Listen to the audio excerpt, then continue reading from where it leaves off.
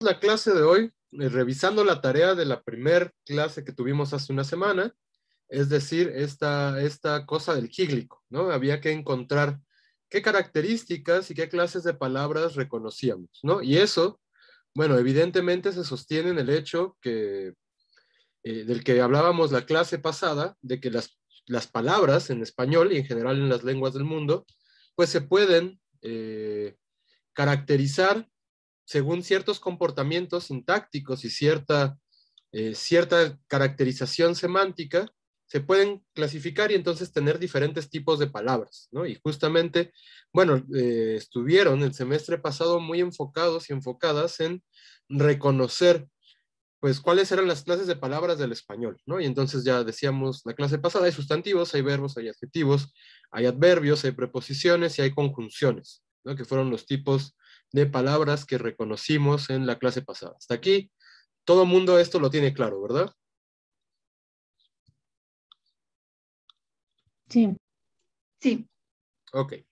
Entonces, asumiendo que en realidad el gíglico, pues no se distingue mucho del español, es decir, no tiene una morfología particular, ni tiene un comportamiento distinto del que esperaríamos en español, pues es solo un ejercicio de repaso de qué cosas podemos encontrar y qué cosas caracterizan a estos tipos de palabras en español. Y entonces, la primera pregunta que les hago a ustedes es, ¿qué tipos de palabras reconocen en el gíglico? ¿O qué tipos de palabras pudieron identificar? Es decir, que no son del español, pues.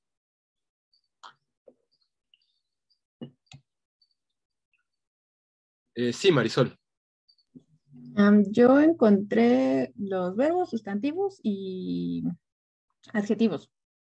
Ok, dice Marisol que encontramos en particular, o sea, las palabras que estaban en negrito, verbos, sustantivos y adjetivos. Valeria, tú también tenías la mano alzada. No sé si quieres apuntar otra cosa. No, yo también encontré los mismos sustantivos, verbos y adjetivos. Ok, efectivamente, son las tres clases de palabras que vamos a reconocer de estas que están en negrito, son sustantivos, son verbos y son adjetivos. No vamos a encontrar, no hay preposiciones, no hay conjunciones en el gíglico, y aunque no necesariamente tenga que ser, digamos, no tendría por qué ser, pero tampoco hay adverbios, no encontramos estos tres tipos de palabras particulares. Y entonces, ¿cómo vamos a distinguir cada uno de estos tipos? Pues bueno, justamente habría que encontrar algunas características particulares de ellos.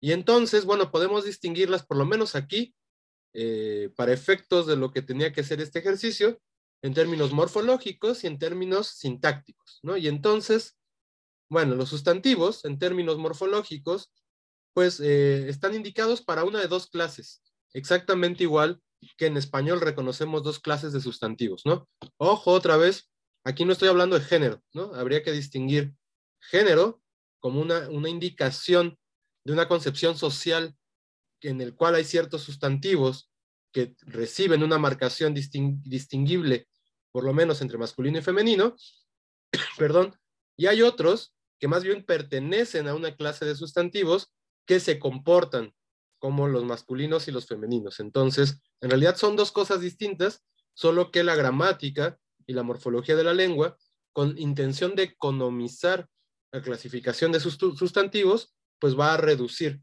¿no?, las diferencias que vamos a encontrar en términos más bien semánticos y casi conceptuales, ¿no?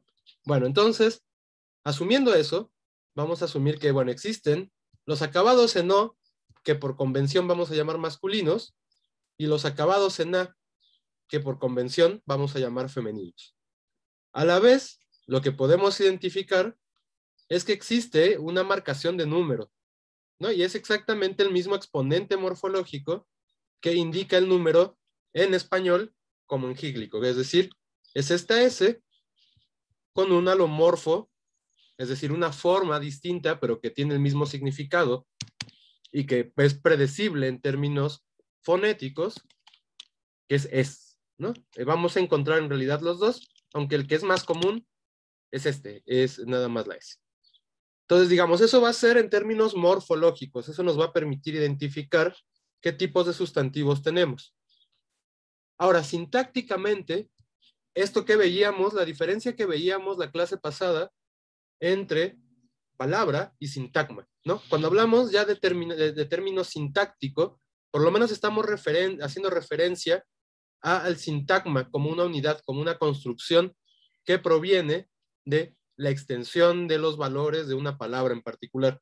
Y entonces justamente aquí ya estamos haciendo caso a esas dos particularidades. Y entonces podemos decir que formalmente, es decir, en términos de su estructura sintagmática, perdón, los sustantivos pueden ser determinados, es decir, pueden recibir ciertas caracterizaciones particulares a través de un artículo o de un adjetivo, ¿no? Y en ambos casos, tanto en el adjetivo como con el artículo, el sustantivo va a detonar una relación, o sea, va a detonar la concordancia. Y lo que es la concordancia en términos sintácticos es una relación de dominancia.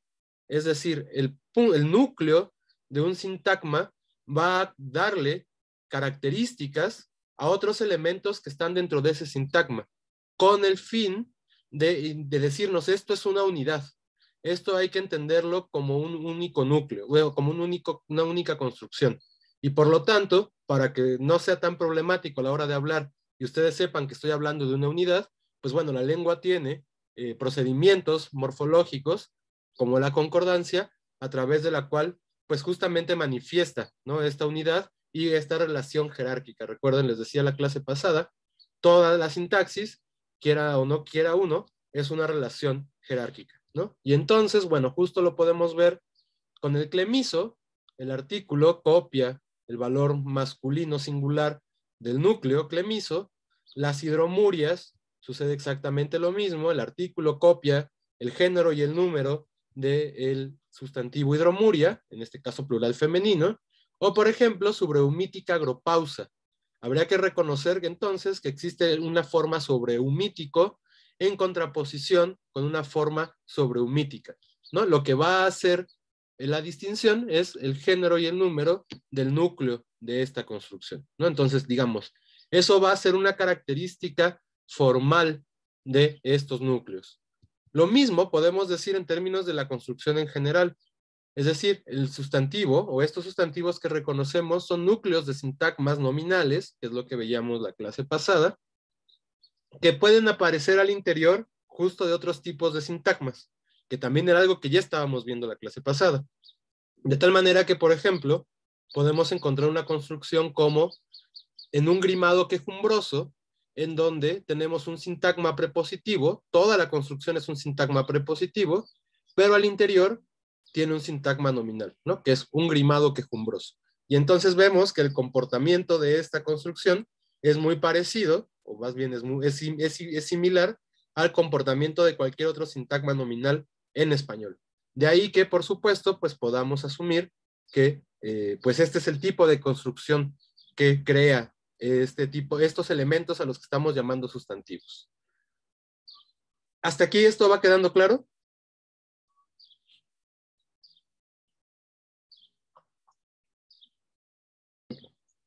Sí. Sí, todo bien. Sí, ok, bueno. Entonces, ¿qué más podemos decir de estos sustantivos? Van a cumplir además funcionalmente, es decir, ya dentro de la estructura oracional. Ojo, esto también es sintaxis, aunque es un punto, algo que tenemos que asumir, que de hecho es a lo que le vamos a dedicar la clase de hoy, es que hay un límite muy particular, muy raro, entre la semántica y la sintaxis, de tal manera que hay un punto en el que es muy difícil separar una y dejar otra aislada, ¿no? Pero aquí todavía estamos hablando de alguna manera específicamente de sintaxis y no necesariamente de su relación con la semántica. Eso no quita que haya significados particulares que se cumplen solo en la estructura oracional. Esto es justamente las valerias, es que entró alguien que se llama Valeria y leí las valencias del verbo, ¿no? Entonces justamente vamos a tener estas particularidades que vamos a estudiar hoy. Bueno, no importa, las funciones sintácticas que tenemos son desempeñadas generalmente por sintagmas nominales. Y entonces vamos a ver que estos sintagmas nominales desempeñan esas funciones sintácticas. Por ejemplo, encontramos predicados nominales, era el clinón, ¿no?, con un verbo copulativo, ¿no? Si estas particularidades y esta clasificación no quedan claras, bueno, justamente esos vamos a hacer las cosas que vamos a empezar a ver hoy. Tenemos un sujeto, se le agolpaba el clemiso, perdón, o un objeto directo, ¿no? Que es justo la primera oración que analizábamos. Se le amalaba el noema. Incluso tenemos otros como modificadores adnominales en fílulas de cariconcia. Aunque claro, esto habría que pensar que es un solo elemento, es una sola palabra, es una frase. Y entonces justamente se parece más como a sal del Himalaya que simplemente a una palabra formada por dos, digamos, más bien una construcción que se forma únicamente para este tipo de texto, ¿no? Y entonces, bueno, si reunimos la lista de elementos que son sustantivos en el gíglico, pues tenemos estos que son masculinos, noema, clemiso, ambonio, sústalo, grimado, que le pongo un signo de interrogación porque si hacemos la referencia con el español, este tiene una cara de otra cosa. ¿Alguien sabe o recuerda a qué otra cosa se puede parecer grimado?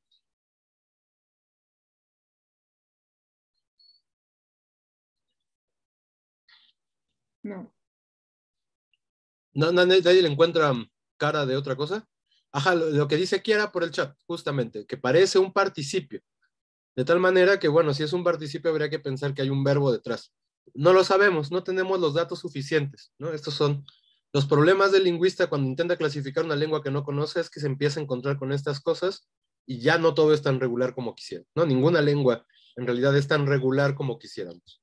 Pero bueno, tenemos grimado, nóvalo, trimalciato de ergomanina, urgalio, orfelunio, ulocordio, clinón, etcétera, etcétera.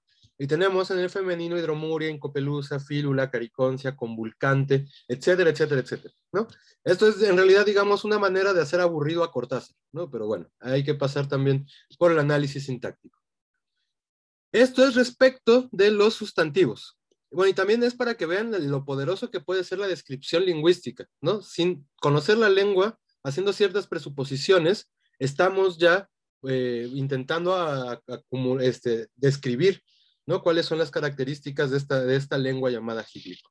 Bueno, tenemos adjetivos, ¿no? Morfológicamente los adjetivos van a recibir la flexión de género y número del núcleo del sintagma nominal en el que aparece, ¿no? Entonces, por ejemplo, lo que ya decíamos hace rato, tenemos sobreumítica gopausa. Y entonces esta A de acá, pues le pertenece completamente a este elemento que es el sustantivo y el núcleo del sintagma.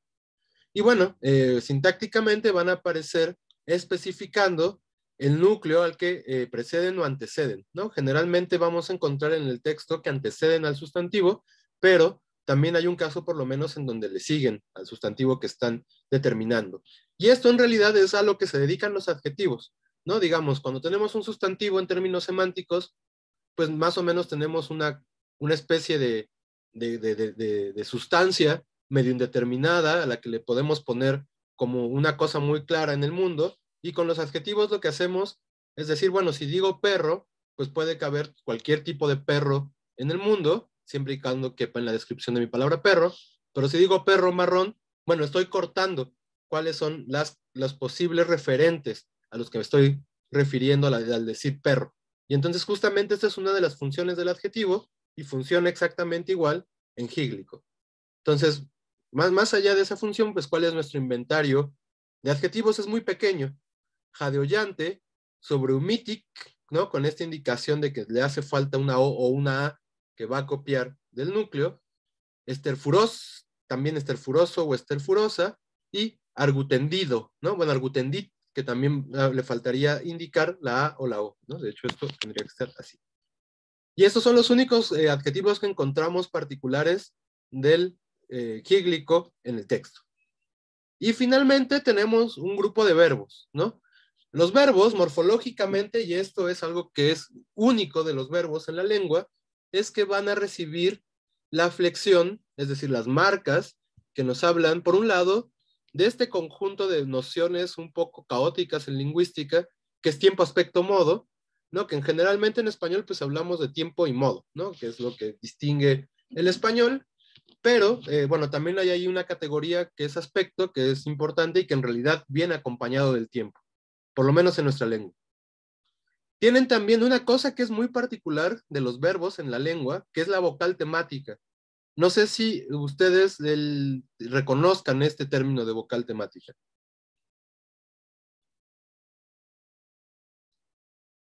No, ya no. Ok, bueno, ya con que uno dijera que no, basta para repetirlo. Bueno, la vocal temática es, así como los sustantivos están clasificados en español entre los que acaban en a, los que acaban en o, etcétera, los verbos también tienen su propia clasificación. No es una clasificación que esté detonada por semántica ni por ninguna otra cosa. No, simplemente es una manera en que la lengua ha encontrado para que los verbos tengan cierta regularidad y pertenezcan a clases. Esta vocal temática entonces nos indica qué clase pertenece el verbo y vamos a encontrar básicamente tres. Claro, además el verbo es muy complejo en español en términos morfológicos, porque digamos que mientras que en presente por lo menos y en infinitivo podemos distinguir muy claramente cuáles son las diferentes clases de verbos, en el resto del paradigma flexivo se van a perder las distinciones entre dos vocales temáticas, que es la I y la E, ¿no? Que son lo que llamamos segunda y tercera conjugación. Se pierden en pasado, se pierden en casi, no, en futuro no, porque viene el infinitivo, se pierden en copretérito, etcétera, etcétera. Es decir, como que las propias distinciones ahí están cayendo en la lengua, es un proceso histórico muy natural, y bueno, al grado en que luego confundimos infinitivos que van con er o con ir, ¿no? Lo que está pasando en realidad es que los que son con ir son tan poquitos que están pasándose a er, ¿no? Y esto va a ser un proceso muy largo, probablemente unas cuantas generaciones, los verbos en ir desaparezcan en español.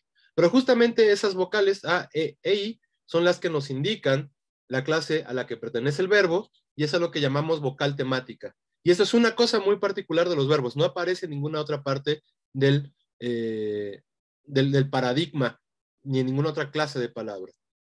Y a la vez otra cosa que es muy particular en términos morfológicos de los verbos, y esto es una consecuencia sintáctica, es que marcan la concordancia de persona con el sujeto, ¿no? De hecho, ahora lo vamos a ver, la mejor definición de sujeto en español es justamente esa, es el sintagma que detona la concordancia de número y persona con el verbo. Bueno, habiendo dicho todo eso, pues podemos ver algunos ejemplos con los verbos.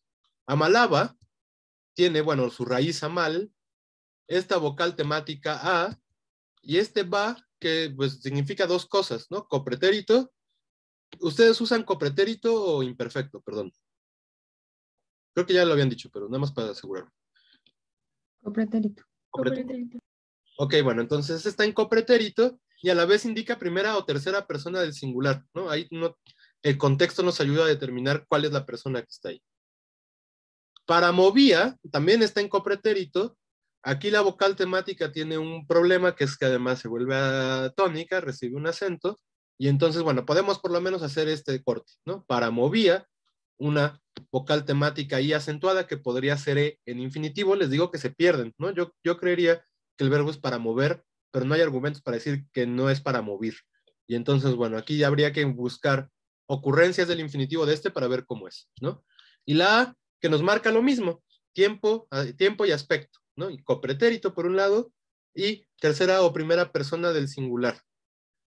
Y tenemos entreplumaban, otra vez en copretérito, otra vez la vocal temática A, ahora sí con una clara marca de tercera persona de plural, que es esta N de acá, ¿no? Y entonces justamente esto es una característica que solo le corresponde a los verbos y que en estos los verbos legíglico pues son exactamente iguales, ¿no?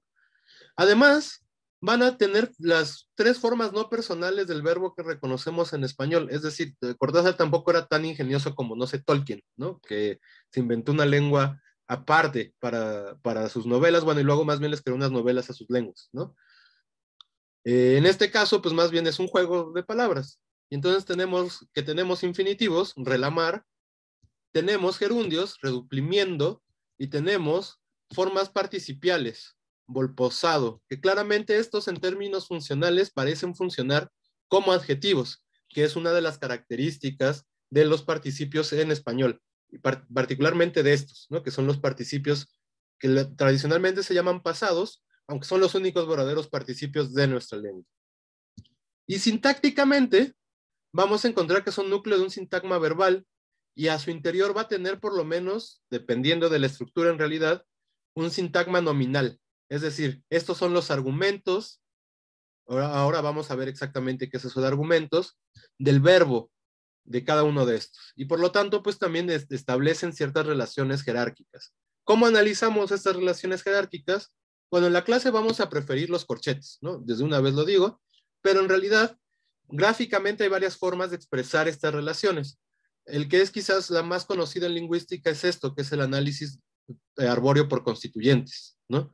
No lo vamos a hacer porque además es bastante difícil hacerlo por computadora. Digo, hay programas que los hacen, pero no vamos a perder ahora nuestro tiempo aprendiendo a usar esos programas. Entonces, nada más, esto es una de las posibles representaciones gráficas que podríamos tener de este sintagma verbal, ¿no? Fíjense cómo Amalaba está en el punto nuclear, esto es el núcleo del verbo, tiene a su interior un sintagma nominal, esto es el objeto directo, y luego tiene en una segunda parte, digamos un poco más externa, otro sintagma nominal que está representado por este le, ¿no? Este le es un pronombre que tiene además una función sintáctica particular, es el objeto indirecto, etcétera, etcétera, ¿no? Y entonces, a fuerza, todos estos tienen que estar dominados por este núcleo, construcción que llamamos sintagma verbal, que en tanto sintagma verbal, pues justamente tiene como núcleo un verbo, ¿no? El verbo, en realidad, es lo que también vamos ahorita a adelantar un poco,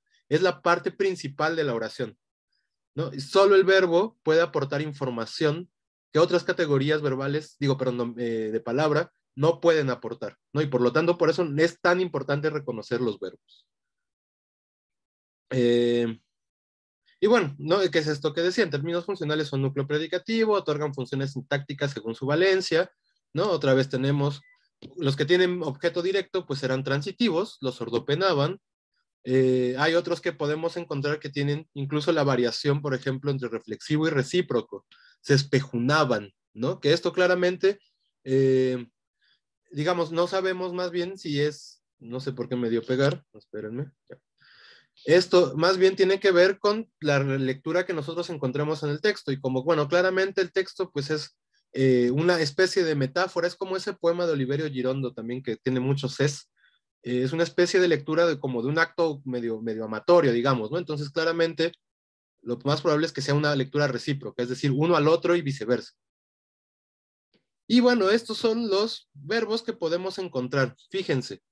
No es casual, así como nada más encontramos sustantivos, adjetivos y verbos, y lo que más hay es sustantivos, luego lo que más hay es adjetivos, y luego lo que menos hay, verbos, y lo que menos hay de estas clases de palabras son adjetivos. Tampoco es casual que los verbos que terminan en ar, o lo que llamamos primera conjugación, sean los que más hay, ¿no? También esto es una tendencia de la lengua a que cuando creamos nuevos verbos se van a ar. Y ahí tenemos incluso cuando tenemos préstamos como tuitear, escanear, no sé, facebookear, chatear, todos estos que son, bueno, que más o menos son nuevos, ya no tanto, en el léxico del español, se van a ar, ¿no? ¿Por qué? Porque esa es la categoría más clara de verbos que tenemos. Y justamente en la primera conjugación, en el gíglico, pues vamos a encontrar amalar, relamar, embulsionarse. Habría que ver este C exactamente cómo funciona para el verbo. Lo mismo con espejunarse, tordular, entreplumar, convulcar, que aparece también como un participio, entonces habría que saber si sí o no es un verbo.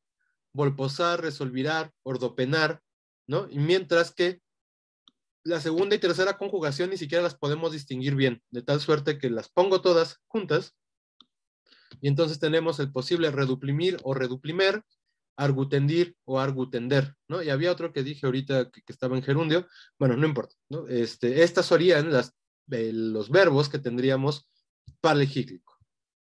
Y entonces pregúntoles, hasta aquí, ¿queda duda de la tarea? ¿Queda algún comentario a que hacer?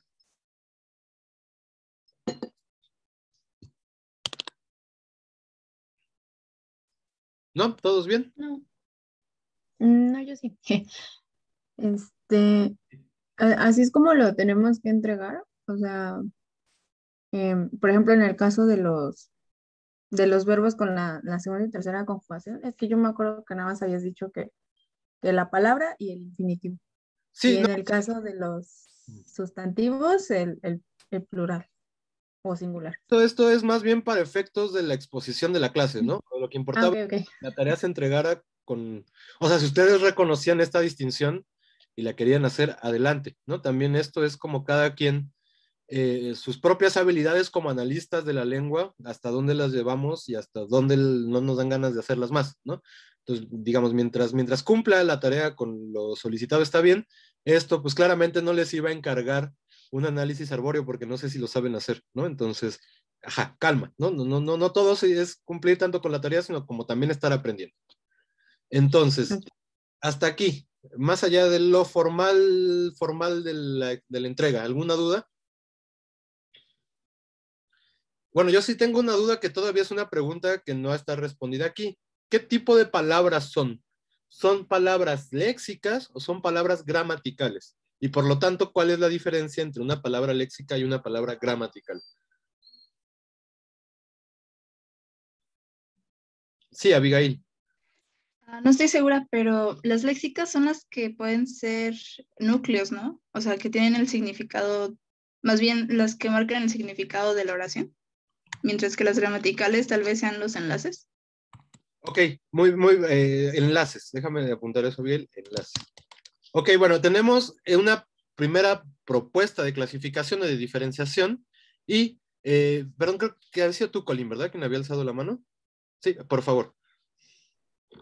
Quería decir que, bueno, las palabras léxicas sabemos que tienen lexemas o raíces, bueno, todas las palabras, pero, por ejemplo, el gílico es difícil de clasificar con raíces porque no conocemos la raíz de la palabra.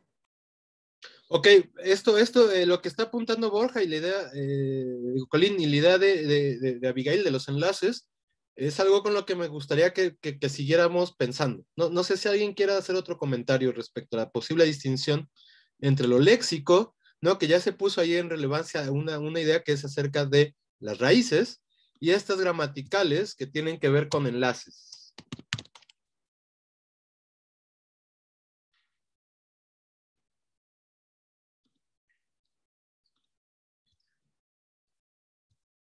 Bueno, y entonces en última instancia lo que tampoco han dicho es si las palabras que tenemos aquí son gramaticales o son léxicas.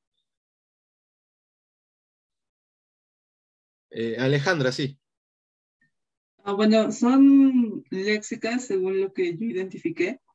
Y también quería agregar que las gramaticales, bueno, habíamos visto que era como difícil crear nuevas palabras pues gramaticales y que tenían un significado mucho más abstracto. Ok, lo que pone Alejandra en el comentario en realidad es como el núcleo de la distinción, ¿no? Dice Alejandra en un significado abstracto. Y en realidad sí, algo de eso hay en la distinción entre lo léxico y lo gramatical. Digamos que así, como pensándolo prototípicamente léxico, uno podría ir a la tienda y pedir así, bueno, obvio voy a decir un despropósito, pero podría pedir 2 kilos de leones, ¿no? O podría pedir 2 kilos bueno, de frijoles si se puede.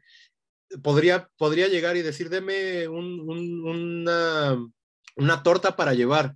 Es decir, son cosas que existen claramente en el mundo, de lo cual podemos tener una identificación exterior de entrada, ¿no? Digamos, eso es lo prototípicamente léxico. Y en realidad lo que hacemos con la lengua, pues es etiquetar nuestra experiencia en el mundo a través de estas palabras que vamos aprendiendo de nuestra comunidad idiomática. Es como, en realidad al final es como una especie de círculo vicioso, donde uno sabe que esto es léxico porque lo aprendimos, pero le vamos encontrando un referente en el exterior, etcétera, etcétera, ¿no? Pero bueno, un poco así funciona la lengua en realidad. Y entonces lo léxico, insisto, prototípicamente son estas cosas que podemos identificar. Por supuesto, ese amplio rango de cosas que identificamos va mucho más allá del ejemplo absurdo que decía de lo que podemos comprar en la tienda, ¿no? Lo que podemos comprar en la tienda generalmente serán sustantivos, pero tampoco, a pesar de que tendremos seguramente distinciones y diferencias en nuestra categorización de lo que es, por ejemplo, amar, ¿no? Y bueno, más ahora que estamos como en un momento en el que se cuestiona mucho la afectividad en nuestras comunidades, pues claramente no necesariamente vamos a tener la misma definición. Sin embargo, podemos llevar a un consenso de cosas que son amar versus cosas que no son amar. Por lo tanto, eso también es léxico, con todo y que es un verbo, ¿no? Lo mismo correr, es mucho más claro, digo, no vamos a la tienda a pedir 2 kilos de correr, pero sí sabemos cuando alguien está corriendo en contraposición con cuando alguien está caminando, por ejemplo, ¿no? Ese tipo de cosas son los significados léxicos. Y básicamente lo tienen sustantivos, adjetivos, verbos, ¿no? Por otro lado, tenemos las palabras gramaticales, que como decía Alejandra, tienen un significado abstracto, ¿no? Y como decía, es que, perdón, tengo una pésima memoria para los nombres, ya no me acuerdo quién fue, una disculpa, pero quien lo dijo, que dijo que eran enlaces, también tiene razón. Justamente los enlaces tienen un significado completamente abstracto, ¿no? Porque digamos, nadie va a la tienda a pedir 2 kilos de la conjunción copulativa y, ¿no? O de la conjunción disyuntiva o. Es decir, estas cosas más bien operan al nivel en que nos permiten generar ciertos significados particulares que tienen relación con la propia lengua, con la propia estructuración de la sintaxis de lo que estamos hablando.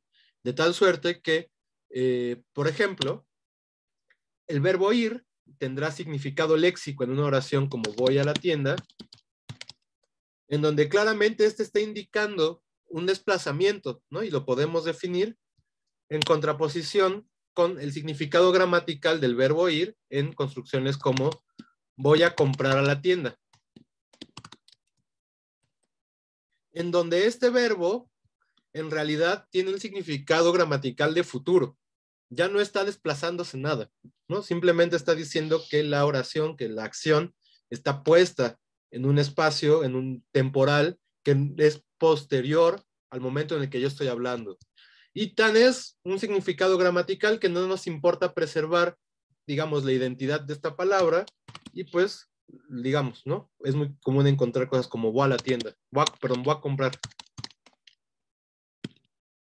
Justamente porque pues este verbo ya no es necesariamente un verbo, tiene otras cosas, ¿no? Esto es todo un proceso muy particular en el cual no creo que nos enfoquemos en este semestre, pero se llama gramaticalización y es una cosa bastante interesante, ¿no? Bueno, esto sería justo las diferencias que podríamos encontrar entre léxico y gramatical. Por supuesto, los significados léxicos se reciclan más rápido, ¿no? Y palabras con contenido léxico entran y salen de la lengua, pero rapidísimo, ¿no? No sé, yo me acuerdo, porque claro, pues que soy más grande que ustedes, que por ahí del 2001, 2002, cuando entró el PG a ser jefe de gobierno de la Ciudad de México, pues retomó un proyecto muy viejo del transporte público que era la Ruta 100, ¿no? Y entonces fue lo que se convirtió en el RTP. Y en ese entonces, porque todo tenía el prefijo PG, pues la gente les decía el PG-bus. ¿No? Y el PG-bus, pues ya creo que nadie de ustedes le dice PG-bus al RTP, ¿verdad? No, claramente, porque esto fue una cosa que estuvo muy en su momento cuando, insisto, López Obrador pues acababa de entrar al gobierno de la Ciudad de México, ¿no? Bueno, ya eso tiene un montón de tiempo.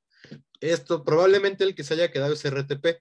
Y entonces, bueno, justo, esta palabra entró del léxico al léxico, salió del léxico, se recicló. Y esto es una cosa muy puntual, muy particular de este tipo de palabras. Perdón, sí, primero Colín y luego Ceci. Que también, bueno, está como de ejemplo que ya no hay PG Bus, pero hay PG Prepas. Ah, la PG Prepa se quedó, sí, la PG Prepa sí tuvo más éxito entre este tipo de palabras con el pseudoprefijo PG, digo, sí, con el pseudoprefijo PG, y entonces la PG Prepa existe y también la PG Universidad, ¿no? Que es la UACM, que viene del mismo proceso. Entonces sí, esto apunta que hay algunas que se quedan, otras que se van. Ceci, perdón. No, yo quería decir que, o sea, las léxicas son las que aplican lo de significante y significado. Y esa es una bastante buena. No, perdón, pero sí, sigue elaborando. No, o es como, es que eso lo vimos el semestre pasado un poco, y, o sea, es como básicamente la definición, ¿no? Bueno, yo lo entendí así, que son como justo las que pueden como evocar un significado en la mente, más o menos.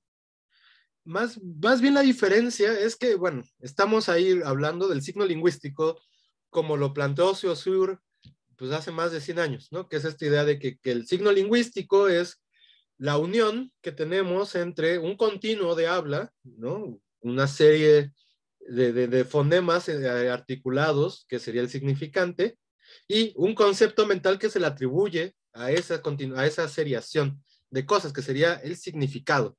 Y entonces, digamos, esa sería la unicidad que hay respecto del signo lingüístico. Y en realidad habría que decir que también estas son signos lingüísticos, solo que su significado es mucho más abstracto, como proponían, creo que fue Alejandra, ¿no? Justamente que, digamos, no podemos encontrarle un referente a esto. Y más bien entonces lo que habría que pensar es que, digamos, el propio Saussure, ustedes, bueno, digamos que el curso de Saussure es como si ustedes hicieran notas de lo que yo les estoy diciendo y entonces lo publicaran con mi nombre, ¿no? Entonces, en realidad fue lo que ustedes entendieron de lo que yo les estoy diciendo y a partir de ahí vamos a hacer una escuela gramatical, ¿no? Digamos, por supuesto que Saussure era, por lo menos el profesor era mucho mejor que el que tienen ustedes, pero y no sabemos, o sea, los alumnos pues no sabemos qué tan distraídos estaban, pero digamos que algunos tuvieron buena memoria, hicieron buenas anotaciones del curso, ¿no? Pero justamente algo que hemos ido descubriendo, ¿no? Hay textos inéditos que se publicaron no hace muchos años de Saussure y hay propuestas que van más o menos a la par de Saussure, es que el signo lingüístico en realidad no es bipartito, ¿no? Es decir, no todo solo tiene significado y significante, sino que hay un tercer elemento que entra en relación con estos dos que tenemos acá, que va a ser el referente. Y entonces, claro, la relación entre esta unidad y el referente puede ser diametralmente distinta respecto de los casos del signo lingüístico, de tal manera que habrá los léxicos que tengan un referente mucho más claro de aplicación, ¿no? Y entonces el clásico ejemplo de Saussure, el árbol, pues bueno, claro, es árbol en la medida, lo catalogamos como árbol en la medida que lo identificamos en el exterior del mundo. Y claramente a esto, ¿no? A mi termo de café no le llamaríamos árbol, a no ser que quisiéramos hacer una metáfora. Pero bueno, también las metáforas tienen su propia dinámica semántica, no son nada más aleatorios, ¿no? Entonces, más bien habría que hacer esa distinción. En tanto que estos también son signos, o sea, también significan, también tienen un significado, o sea, tienen un significado y tienen un significante, en cuyo caso el significante es esta parte de acá, lo que no encuentran tan fácilmente es un referente. ¿Por qué? Porque el referente es interior a la lengua. Está haciendo referencia a procesos que necesitamos para expresar unidades lingüísticas. Y por eso, bueno, esto incluso es una función lógica, ¿no? Es la conjunción. Eso también es una función lógica. Esto ya no, esto es un significado gramatical que es tiempo. Entonces, el tiempo es una cosa particularmente así agarrada. Por supuesto, el momento en el que yo me estoy comunicando, ese podría ser su referente externo, pero también a las necesidades de articular y de ordenar las acciones en un continuo del tiempo, que es en realidad una abstracción lingüística, ¿no? Digamos, no estoy hablando del tiempo como tal, estoy hablando de nuestra experiencia del tiempo y cómo eso puede codificarse en términos de la lengua, ¿no? Otra vez, lo que es muy interesante es que pues la lengua y los significados de este tipo, pues también son pues expresiones históricas de nuestra, como especie, pues, de nuestra experiencia ante el mundo, ¿no? Y cómo además de esa experiencia en el mundo, pues la vamos aprendiendo y heredando cuando vamos aprendiendo la lengua. Entonces, también tenemos este tipo de cosas y por supuesto, algo que pasa es que estos elementos van naciendo con el tiempo en las lenguas, ¿no? Algo es una teoría muy particular que habla de los conjuntores, que serían este tipo de cosas, y que también se van desarrollando y van especializándose conforme avanza el tiempo en una lengua particular, ¿no? Que eso sería el cambio lingüístico. No sé si eso resuelve la duda. Sí, muchas gracias. Ok.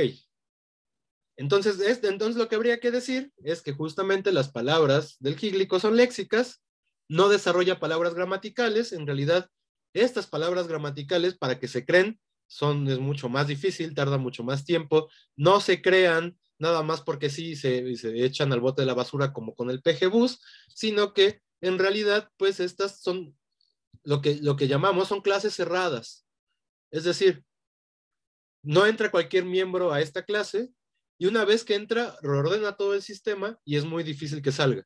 Mientras que estas de acá son clases abiertas, es decir, podemos hacer y hacer y hacer y hacer palabras, inventarnos palabras como hace Cortázar, no pasa absolutamente nada, ¿no? No hay ninguna consecuencia con eso. Y entonces, hasta aquí, con la tarea, ¿todo bien?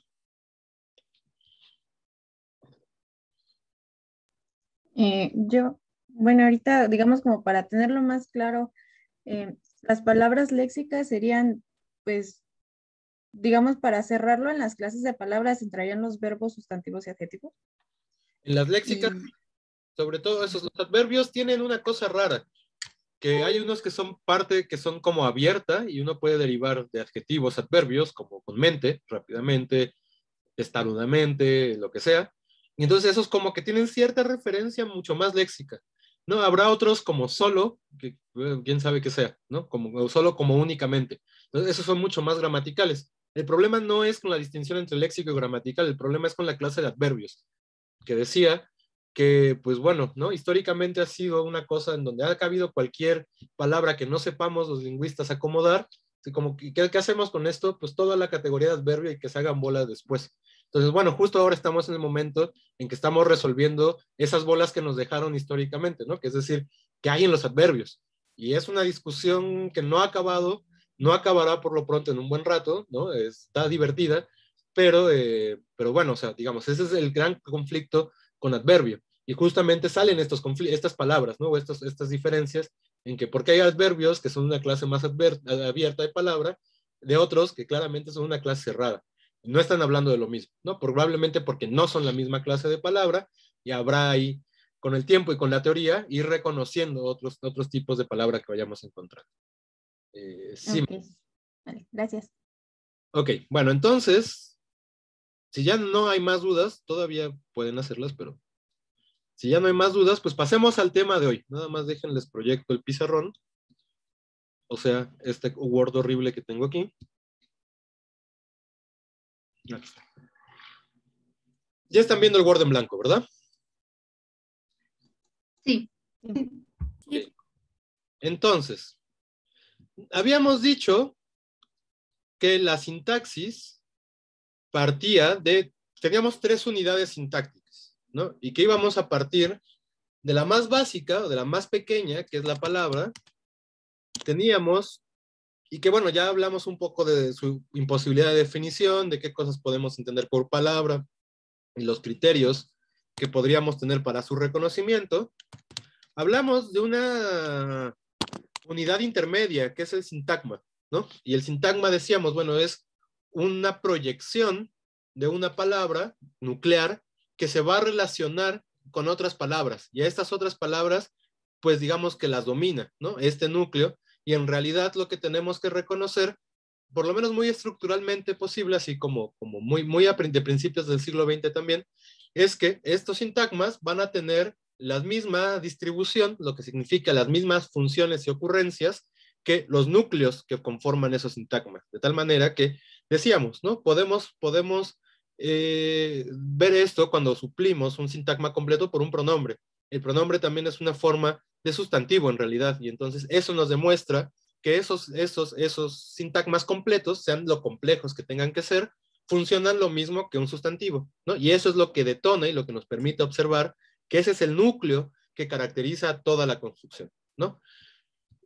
Y bueno, nos faltaba la última de las unidades, que es, digamos así, el límite del estudio de la sintaxis. Fuera de ahí, lo que tenemos, pues son otras cosas, ¿no? Va a ser significado, por un lado, que es muy abstracto, que no solo está o sea, existe por un lado un significado oracional, y existe por otro lado un significado léxico en el sentido de las palabras, independientemente de que sean gramaticales o léxicas.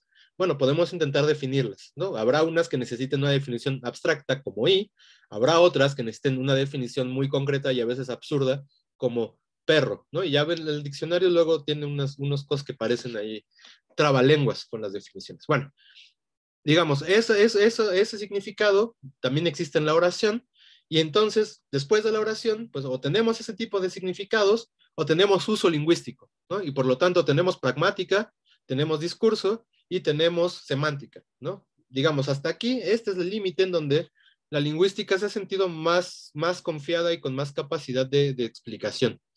Después de eso, no sé, hasta vi un meme, perdón, a mí los memes me gustan mucho, y entonces creo que alguien necesita hacer algún día una tesis de memes, pero bueno, ¿no? Entonces a veces vendrán memes a colación a la clase. Había un meme bastante chistoso en el que, si han visto El Rey León, ¿no? Quiero creer que sí lo han visto. Entonces ya ven que hay una parte en la que Mufasa, ¿sí se llama Mufasa el papá de Simba?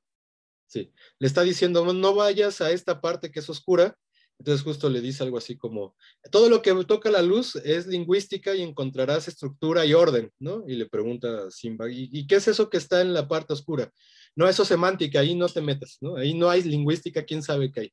Es un poco así, pero bueno, en realidad ya tenemos más herramientas para hacer el estudio, nada más estoy cotorreando un poco. Bueno, entonces, decíamos, tenemos la oración como último límite del estudio sintáctico y vamos a tener, y aquí es donde les digo, que a pesar de que nos interesa sobre todo lo sintáctico, es decir, la forma, el orden, las relaciones que establecen estos elementos, en realidad estamos hablando del código, ¿no? Es como si fuera un programa de computadora, y entonces lo que me interesa es nada más describir cómo y con qué reglas puedo programar, mientras que lo que significa no me interesa, ¿no? Digamos, eso es una parte fundamental de la sintaxis.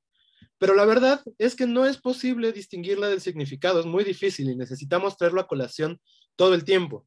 Lo teníamos ya puesto cuando decíamos que algo era gramatical. Es gramatical de entrada porque no nos dice absolutamente nada.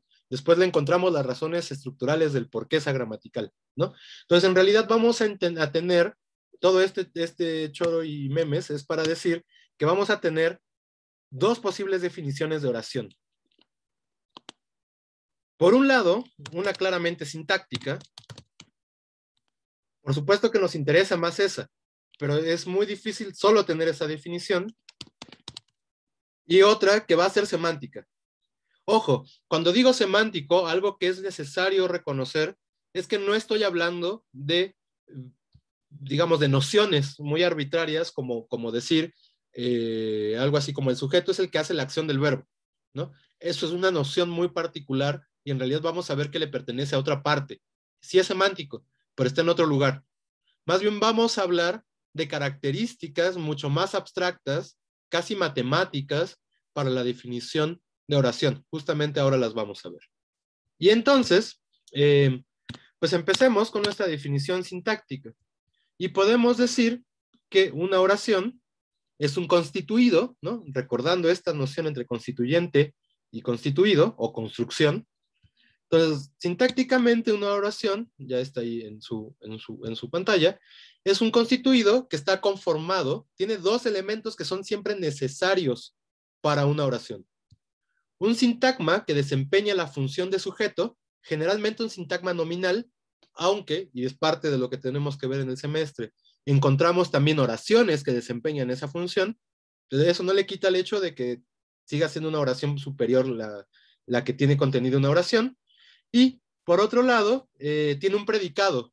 Y el predicado ese sí o sí va a ser un sintagma verbal. No hay manera en que no lo sea, ¿no? Y entonces, digamos, básicamente, y es la noción chomskiana de oración, yo parece que defiendo a Chomsky a veces, la verdad es que no me cae tan bien, pero a veces sus definiciones son interesantes, ¿no? Entonces tenemos, en términos chomskianos, una oración. Aquí tendría que aparecer una flechita, pero yo no la puedo poner en mi teclado, no sé por qué, entonces ahí le ponen la flechita. Es generalmente un sintagma nominal más un sintagma verbal, y esa es nuestra definición de oración. Perdón, Marisol, tú habías alzado la mano, ¿verdad? Ah, sí, pero era nada más por una cuestión técnica que no veía completa la pantalla, pero ya la veo, entonces, gracias. Sí, también avísenme si pasan esas cosas que de repente se pierden, ¿no? Entonces, esto es una definición operativa de oración y vamos entonces lo que nos está diciendo a reconocer dos cosas que son importantes. Toda oración tiene un sujeto, que es generalmente un sintagma nominal, pero tiene un sujeto, exista o no exista un referente para ese sujeto, ahora vamos a hablar de eso, y va a tener un sintagma verbal, independientemente de cuál sea la función y la caracterización de ese sintagma verbal, es decir, podemos tener verbos copulativos en donde el verbo pues es un accidente básicamente, ¿no? Tiene un significado gramatical, o podemos tener verbos como comer, ¿no? Donde es claramente léxico el significado, es decir, sabemos lo que es comer, lo podemos definir, podemos hablar de ello, podemos abstraerlo, etcétera, etcétera, etcétera, ¿no? No importa cuáles de ambos tipos sean los verbos, siempre vamos a tener un sintagma verbal que define nuestra oración, ¿no? Y entonces esto sería una definición sintáctica de oración. Y ahora voy a profundizar en esta, conforme avance la clase. Me gustaría por ahora también pensar en la definición semántica, ¿no? Yo sé, insisto, que he dicho que no nos interesa tanto el significado, pero también, insisto, es muy difícil separar significado y estructura. Y en realidad eso es como la cosa que tenemos ahora como muy clara al hacer análisis lingüístico, es que es un absurdo separar una y otra. Más bien hay que intentar, pues sí, abstraerlos un poquito y luego ponerlos a trabajar en conjunto, ¿no? Porque al final es así como nos comunicamos. Y entonces, semánticamente, una oración será una estructura predicativa. Y esto nos implica que hay que definir qué estamos entendiendo por predicado. Ojo, también hay un predicado sintáctico, pero aquí más bien estamos hablando en términos semánticos. Entonces, una estructura predicativa es un elemento que contiene, por lo menos, y con excepción de unas pequeñas palabras, contiene un predicado, así como obvio, ¿no? Parece definición de la Academia, del diccionario de la Academia de la Lengua Española, y generalmente, insisto, con excepción de algunos cuantos casos, contiene un argumento.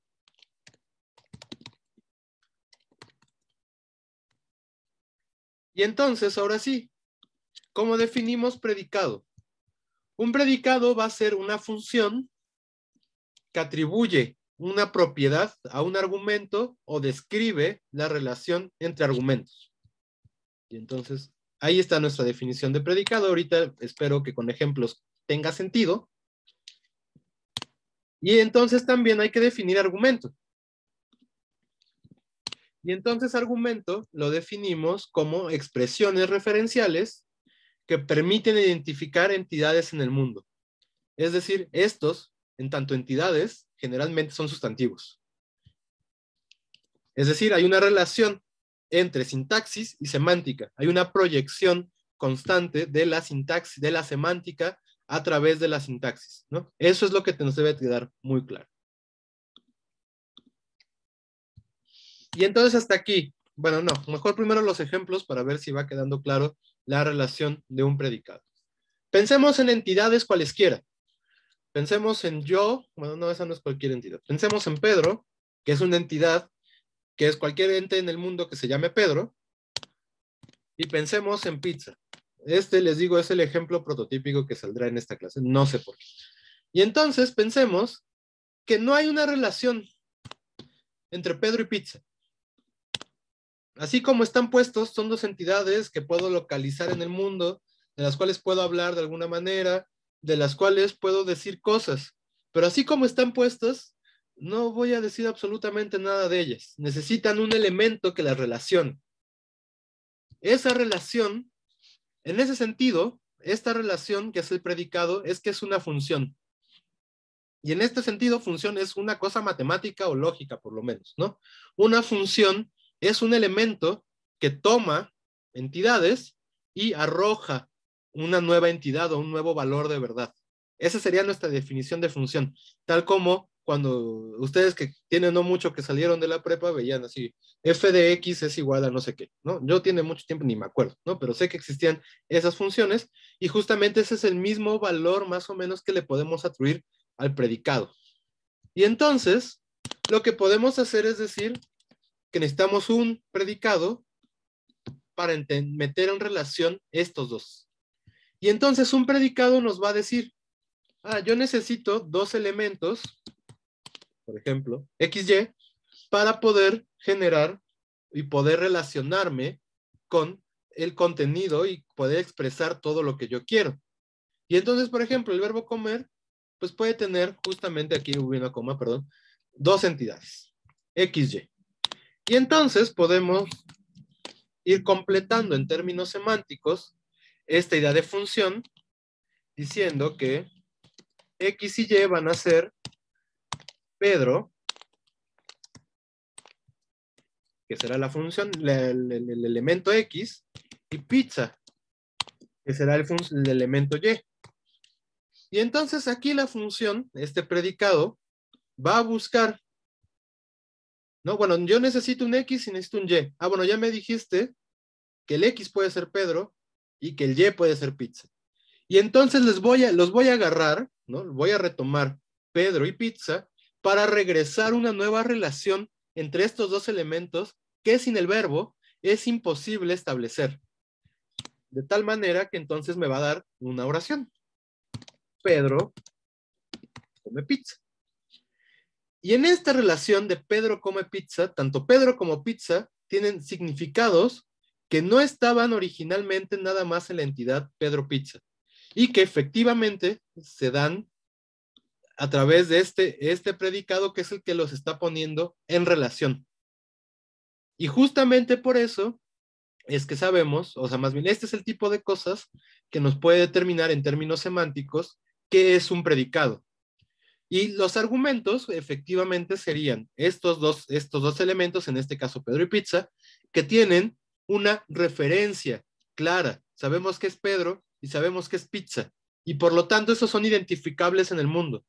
Lo que no pueden establecer entre estas identidades o estas identificaciones es la relación entre la pizza y Pedro a través del comer. Y efectivamente, entonces, esto es lo que caracteriza a los predicados en general. Y por lo tanto, también, una cosa que hay que decir es que en una lengua como el español, los predicados generalmente son verbos. No lo son exclusivamente, ahorita vamos a ver casos de predicados no verbales, pero en general, los predicados van a ser verbos y son estos elementos que establecen relaciones. Es decir, lo mismo pasa con elementos más tristes, como de Pedro no puedo predicar nada, pero si quiero decir que Pedro pues ya se murió, eso sí me va a permitir establecerle una condición particular a Pedro, ¿no? Morir solo tiene un elemento, además. Todos los predicados nos dicen cuántos elementos tienen para relacionarse. Y entonces morir solo tiene uno, y ese puede ser Pedro. Esta es una oración triste, perdonen, pero el verbo morir por alguna razón es un gran ejemplo lingüístico, ¿no? Entonces saldrá en muchas ocasiones, pero eso no le quita lo triste al enunciado. Bueno, y entonces así Pedro va a cobrar nuevas características, nuevas relaciones, nuevas formas de ser en el mundo. Y entonces podríamos decir algo como Pedro se murió o Pedro está muerto. En realidad son dos relaciones temporales distintas organizadas bajo el mismo predicado. Y entonces justamente esto otra vez es lo que nos permite establecer relaciones entre un sustantivo y otro sustantivo, o en un sustantivo y una manera de estar en el mundo, ¿no? Que también es una cosa que nos dicen los predicados. Y entonces hasta aquí, ¿alguna duda con qué es un predicado semántico?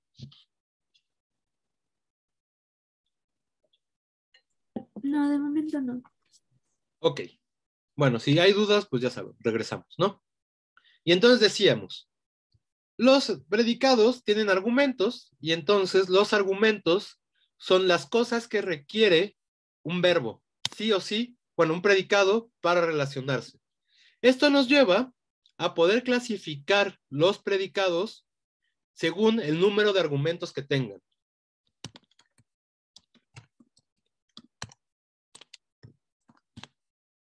¿Alguien, creo que esto ya lo habrán visto, se acuerda de esta clasificación? Y bueno, antes de esa pregunta, Colín, perdón. Quería preguntar, cuando Pedro murió, ya no tiene predicado. ¿En dónde, perdón? Pedro murió así solito. No, en realidad también es un predicado. Ahí, iba a poner predicado. Pedro murió. La diferencia aquí es una diferencia sí de significado y también de sintaxis entre la presencia de este C o la ausencia de este C. Esto significa, la pregunta de Colín es muy interesante, porque lo que significa también es que hay una relación no unívoca entre sintaxis y semántica. Es decir, lo que pasa en realidad es que los significados, digamos, como si tuviéramos una idea como muy procedimental de qué pasa primero y qué pasa después. Es decir, primero tenemos los significados muy generales, como de predicado morir, y esto nos da una pauta general para construir oraciones. Pero la sintaxis también juega un papel importante, es decir, los límites del código y las cosas que podemos y necesitamos manifestar en ese código. De tal manera que a veces podemos jugar con el código para, a pesar de que estamos hablando de los mismos significados muy amplios, hacer algunas variaciones significativas de ese predicado muy general. Un clásico ejemplo entre esto, que también vamos a ver ahora, es, por ejemplo, entre la voz pasiva y la voz activa, ¿no? Digamos que nuestra oración en general viene dada en voz activa, ¿no? Juan come pizza. Pero sintácticamente yo puedo querer decir nada más, hablar solamente de un elemento, de la pizza, y no hablar de Juan, no me importa si quién se la comió, ¿no? Y entonces hacer oraciones como la pizza fue comida o la pizza se comió, ¿no? Que sería un poco más natural en español oral. Y ni siquiera indicar quién o ponerlo como una cosa muy secundaria, ¿no? Por Juan o por Pedro o quien sea que se la haya comido. Entonces justamente ahí estamos haciendo un juego entre estos significados y lo que podemos expresar y también de alguna manera codificar en la lengua, ¿no? Y pasa lo mismo con esto. Hay una diferencia significativa con morirse y morir nada más, pero no está en el predicado morir. Está más bien en nuestros juegos, en la interacción entre el significado y la estructura, que es en realidad donde se juega toda la lingüística, ¿no? Es ahí donde está colocado pues la parte más significativa del estudio, ¿no? Entre la interacción entre semántica y sintaxis. Solo que, otra vez insisto, vamos a intentar, en la manera de lo posible, evitar hacer referencia a lo semántico hasta donde ya no sea posible no hacerlo, ¿no? ¿Por qué? Porque estamos poniendo principal interés en la estructura. Esa sería la única diferencia entre ver una clase de sintaxis como la que estamos haciendo y una clase pues, de semántica oracional, ¿no? Que finalmente tendría que relacionar también estas cosas. Colín, no sé si eso explica la pregunta. Ok, ya puso like, entonces eso sí. Y entonces yo les preguntaba, ¿qué clasificación podemos tener de los predicados según el número de elementos con los que se relacionan?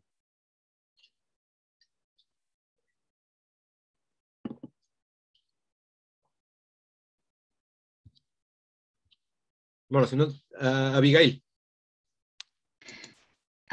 Bueno, no sé si con el número de elementos que se relaciona, bueno, ¿sería verbal y nominal?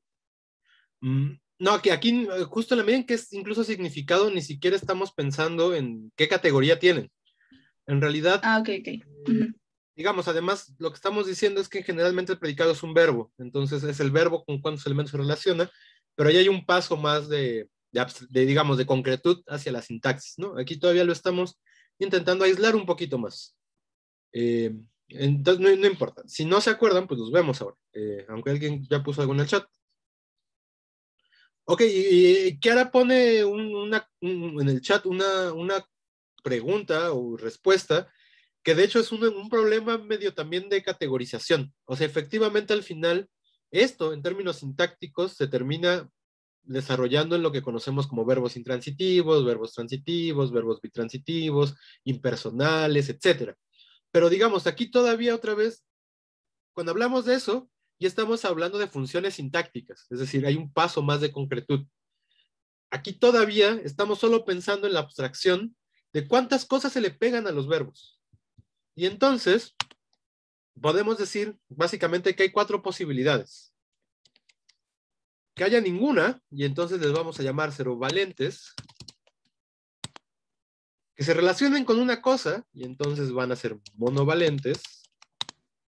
Que se relacionen con 2, y entonces van a ser bivalentes.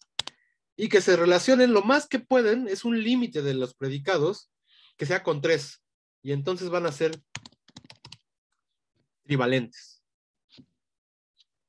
Pensando en verbos, bueno, ¿cuáles son serovalentes? Pues estos verbos que seguro vieron como verbos de estado meteorológicos o verbos meteorológicos, como llover, nevar, etcétera, esos no se relacionan con absolutamente nada, son unos verbos raros, que no van a tener, bueno, sujetos sintácticos sí, pero no van a tener un papel temático, ahorita también vamos a ver esas distinciones, que exprese una cosa como agente o algo así, ¿no? No hay una cosa como, antes decían que esto venía de una forma como Dios llueve, Dios neva, Dios truena, Dios no sé qué. Más allá, o sea, más allá de que sea Dios o no, en realidad es una constante que en las lenguas del mundo estos verbos, porque son fenómenos que ocurren así afuera del mundo, pues no tengan necesariamente una indicación de sujeto o de relación con absolutamente nada, ¿no? En náhuatl, por ejemplo, se necesita decir que son las cosas lo que lo hacen, para poder expresar esto, y en realidad también son verbos que no tienen ninguna otra indicación de sujeto, son unos verbos muy raros, y esto pues pasa en muchas lenguas, ¿no? En inglés, bueno, tienen un it, pero ese it es completamente arbitrario, o sea, no tiene contenido semántico de absolutamente nada. Vamos a ver que eso se les llama expletivos, ¿no? Bueno, ahora no nos meteremos más en eso, solo recalcar que hay verbos que no llevan nada, bueno, predicados que no llevan nada, y esos son predicados cero valentes. Habrá monovalentes, y entonces aquí pueden tener diferentes formas y diferentes funciones las cosas con las que se relacionan. Habrá, por ejemplo, una forma del verbo haber que es monovalente, que es ahí, ¿no? ¿Qué es lo que ahí tiene un objeto directo? Esa es una función sintáctica, pero por lo menos eso nos indica que puede pegarse con una cosa, y por lo tanto va a ser monovalente, es decir, tiene un elemento al cual requiere para expresar su significado. Hay otros como correr, donde, bueno, claramente hay alguien con mucha acción y mucha determinación por las mañanas se levanta a correr, ¿no? Eso es mucha voluntad, eso es un agente.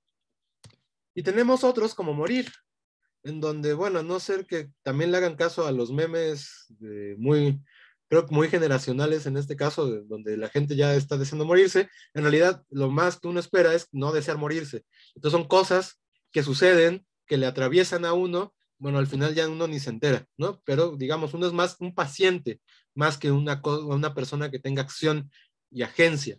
Y entonces, bueno, a pesar de esas diferencias, en realidad, pues haber, con esta forma de hay, correr y morir, pues son verbos que tienen solo una relación, son monovalentes. Habrá otros que van a ser bivalentes, es decir, van a tener una relación con dos elementos. Y entonces, claro, los verbos transitivos son el prototipo de verbo bivalente, pero vamos a ver en su momento que transitividad más bien hace referencia a una estructura sintáctica, no a una cosa de significado ni a cuántos elementos le corresponden. De tal manera que va a haber verbos bivalentes que sean intransitivos, ¿no? Eso ya lo veremos en su momento. Por ahora, pues solo pensar que verbos bivalentes, pues bueno, claro, está comer, que requiere quién come y qué es lo que es comido, digamos, ¿no? Así como en abstracto. Pero también está gustar, que es así a quien le gusta algo y lo que gusta, ¿no? Igual que temer, igual que estos verbos que son como de experiencias emocionales, y que justamente lo que no tienen son objetos directos, ¿no? Eso es donde hay un desfase entre estas relaciones sintácticas, semánticas, y las fusiones sintácticas. Y finalmente vamos a tener elementos con tres cosas, predicados a los que les pueden pegar tres cosas. Van a ser trivalentes. Los trivalentes, pues el prototipo es dar, que son los verbos que indican que una cosa se le es transferida a otra persona. Pasa de mi dominio al dominio de otro elemento. Y esto puede ser físico, como en dar, o puede ser comunicativo, como en decir. Creo que ya habíamos dicho de estos dos verbos, ¿no? Entonces, digamos, esta sería una clasificación de predicados según el número de elementos con el que se relacionan. Y entonces lo que tenemos que decir es que el predicado determina en su entrada léxica, es decir, todos estos predicados están contenidos en la cabeza, en una cosa que también tiene nombre de transformer, así como esta variante de COVID que era Omicron no sé qué. Bueno, esto también tiene nombre de transformer, es el lexicón. Y el lexicón lo que hace en realidad es como una especie de base de datos almacenado en algún lugar en la cabeza, o algo así, ¿no? En realidad, pues no sabemos cuál es la materialidad del lexicón, pero está puesto en algún lado, en donde todo esto está guardado de alguna manera abstracta. Y entonces ahí, en ese lexicón, en ese lugar donde están almacenados estos predicados, los predicados ya indican cuántos elementos requieren. Y entonces, pues ya eso es una cosa que está dada de por sí. Y entonces, más bien lo que nosotros hacemos al estudiarlos es descubrir cuál es la valencia de esos predicados. De otra manera, pues no podríamos saberlo, solo es como en el acto de observar y medio reflexionar qué es lo que estamos observando para poder llegar a estas conclusiones, ¿no? En realidad, otra vez, esto es una manifestación del estudio de la lengua como una cosa muy empírica, ¿no? Necesitamos partir de la realidad para después ir generando nuestras abstracciones. Bueno, primero, hasta aquí. esta clasificación de predicados. ¿Queda claro? Sí. Sí. Sí. Ok. Otra cosa que es muy particular en este almacenaje en el lexicón es que cada uno de los elementos de estos argumentos con los que se relaciona el verbo va a recibir dentro de esta entrada léxica también, o más bien dentro de este lugar de almacenamiento en el lexicón, los argumentos van a recibir también una cosa que se llama papel temático. Y esto es muy semántico, ¿no? Aquí es donde la noción, algo así como es quien hace la acción del verbo, tienen sentido. No en la sintaxis, sino en este punto de la semántica. Y entonces, para pensar en los papeles temáticos, pues habría, probablemente la metáfora más sencilla sea decir algo así como que el predicado es una especie de guión teatral. Y entonces, así como en el guión teatral viene identificado así como, tal personaje desarrolla tales acontecimientos en la obra, bueno, también en ese sentido, pues el predicado nos va a decir exactamente cuáles son las funciones que van a tener estos predicados a nivel, pues justamente como de lo que hacen, ¿no? Si tienen mucha acción, si tienen, digamos, si tienen poca voluntad, ¿no? Si son instrumentos con los que se hacen cosas, si son lugares a donde uno se dirige, ¿no? Etcétera, etcétera. Todo eso viene en realidad puesto en el predicado y viene asignado ya de entrada en el léxico. De tal manera que entonces sabemos que el X con el que se desarrolla morir va a recibir también un papel temático de paciente. Fíjense, estoy hablando aquí de pacientes, no de objetos directos. Justamente porque la noción paciente es una noción semántica, mientras que objeto directo es una noción sintáctica.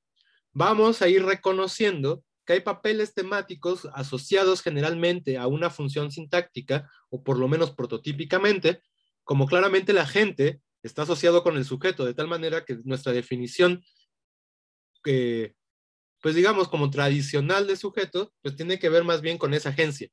Pero no todos los sujetos son agentes, ni todos los agentes son sujetos. Aquí es donde empieza el juego de significados y de estructuras, ¿no? No hay una relación uno a uno entre significado, es decir, entre semántica, y formas de existir en la concreción con la que las expreso, es decir, en el código. Entonces, eso es sintáctico, ¿no? Por ejemplo, comparemos las siguientes oraciones. Tenemos, por un lado, véanla bien, Pablito rompió el vidrio con la piedra. Luego tenemos, por ejemplo, la piedra rompió el vidrio. Luego tenemos cosas como el vidrio se rompió.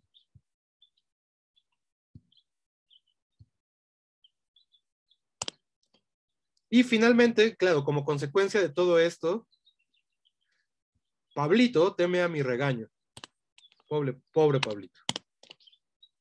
Y entonces, pensemos en las primeras oraciones, ¿no? Incluso ahora no tenemos una noción de sujeto todavía tan clara, pero creo que podríamos identificarlo, ¿no?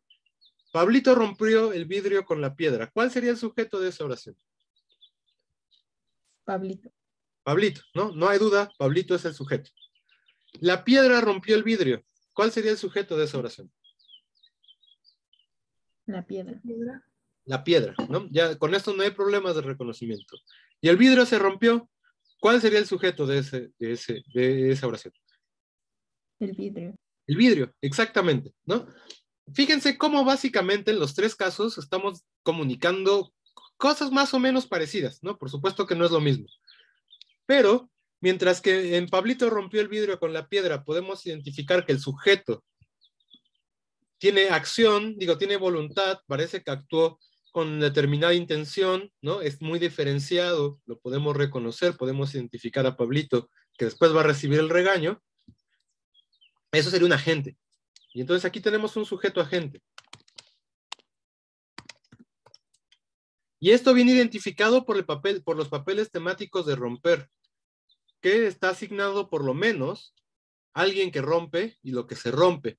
Y ya circunstancialmente, estos no son argumentos, pero también son importantes para determinar algunas cosas del significado de los verbos.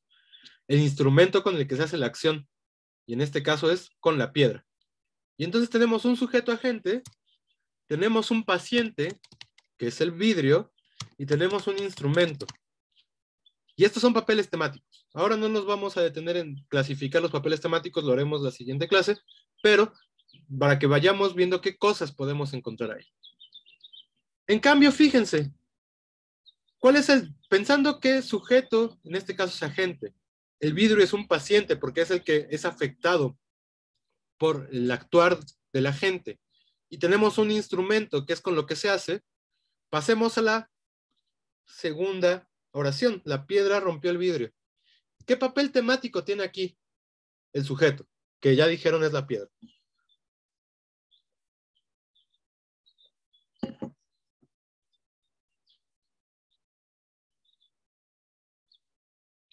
No cambian los papeles temáticos, cambian las funciones sintácticas.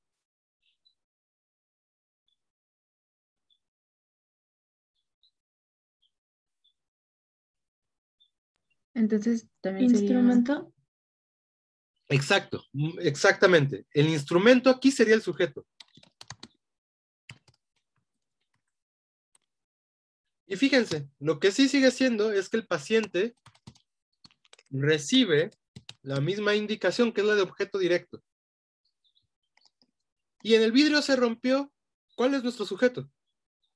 ¿Agente, paciente o instrumento? Paciente. El paciente, exacto.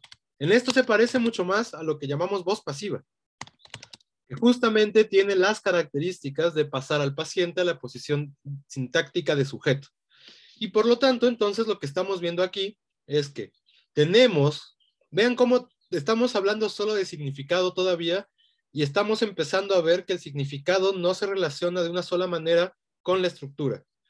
Tenemos un verbo que por lo menos sería bivalente, que es romper, que sí o sí requiere lo que nos está indicando la sintaxis. Luego veremos también cómo es que hace esa indicación la sintaxis. Requiere dos elementos. Requiere un sujeto, requiere un agente y requiere un paciente. En este caso, Pablito y el vidrio. Tiene un tercer elemento que no es un argumento, es decir, no es tan importante en la información, pero contribuye a darnos más información, que es con la piedra, que nos da el instrumento de la acción.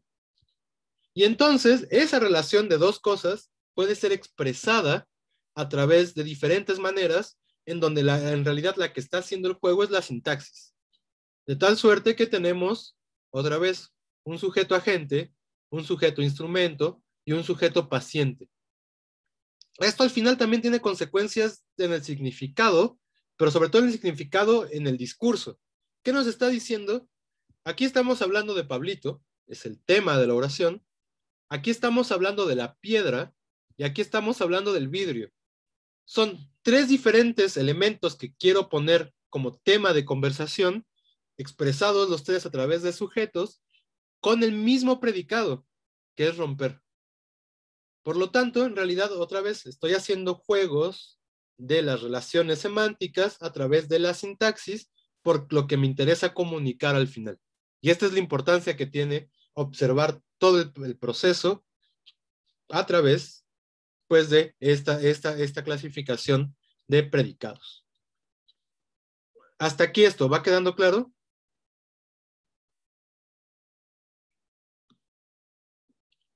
Y lo único que no dijimos es entonces cuál es la definición de papel temático. Y entonces, ya que hemos visto qué tipos de cosas podemos llamar papel temático, pues podemos decir que es una unidad semántica que indica cuál es la participación del argumento, es decir, de estos elementos con los que se relaciona el predicado, en el estado de cosas, y eso significa que un predicado describe un estado de cosas, descrito por el predicado. ¿Qué es un estado de cosas? Pues una relación de elementos en las cuales se encuentra el mundo en un determinado momento y de la cual quiero hablar. Y esto en realidad, pues estamos, otra vez insisto, haciendo muchas referencias a la lógica. Porque, bueno, sí, la lógica es básicamente semántica, ¿no? Ya lo notó Wittgenstein a principios del siglo XX y a partir de ahí ha habido un desarrollo bastante interesante de la semántica en términos lógicos, ¿no? Entonces no podemos tampoco desconectarlo del todo. Y ahora sí, bueno, digamos, esto sería la oración en términos semánticos. Nos importa otra vez observar los predicados, observar con qué elementos se relacionan y cuál es el papel temático que reciben esos elementos con los que se relaciona el predicado. Otra vez, todo eso está puesto en el léxico, en el lexicón, es decir, viene ya dado en la cabeza de los hablantes de alguna manera, y lo que hacemos al aprender una lengua, pues es aprender esas pautas y esas maneras en las cuales, otra vez, etiquetamos el mundo a través de estas relaciones. Ahora, nada más es verdad, me faltó decir algo. Por salud mental hay que decir también que los predicados no solo son verbos, ¿no? Prototípicamente son verbos, pero también podemos predicar cosas de sustantivos, como en Pablo es corredor. Y entonces, en realidad, aquí lo que estamos diciendo es relacionar a Pablo con una característica que tiene Pablo, que es correr. El español requiere, sí o sí, un verbo para expresar estas relaciones. No puede no aparecer un verbo para poder establecer una relación entre Pablo y corredor. A estos verbos los vamos a llamar verbos copulativos. Eso significa que los verbos copulativos, bueno, tienen una diferencia rara, porque claramente los que tenemos son ser y estar, que tiene que ver la diferencia con una cosa que dije muy al principio, que es el aspecto, ¿no? Si la acción, si las características de Pablo se ven como una acción no terminada, o las características de Pablo se ven como algo que ya es terminado, ¿no? En tanto que maestro es una cosa con la que se vive toda la vida, pues no va con estar.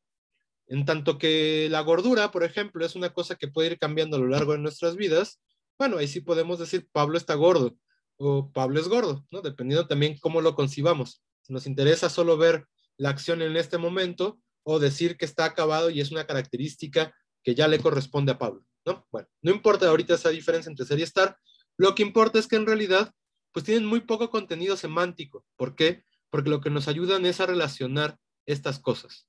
Pablo y corredor. O bien, con un adjetivo. Entonces también hay adjetivos que son predicados, como Pablo es alto.